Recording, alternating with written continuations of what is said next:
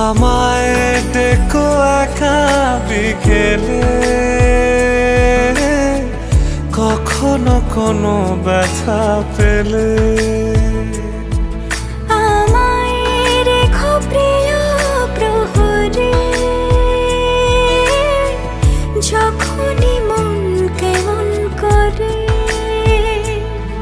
কোনো এক রূপ কথার জগতে তুমি তো এসেছো আমারই হতে।